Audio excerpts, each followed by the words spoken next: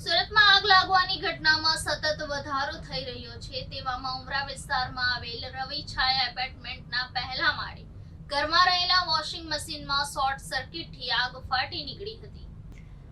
ગત રાતે ઉમરા વિસ્તારમાં આવેલ રવિ છાયા એપાર્ટમેન્ટના પહેલા માળે શોર્ટ સર્કિટને કારણે વોશિંગ મશીનમાં આગ ફાટી નીકળતા ઘરવખરીનો સામાન બળીને ખાખ થયો હતો। મકાનમાં રાતે આગ ફાટી નીકળતા અફરાતફરીનો માહોલ સર્જાયો હતો।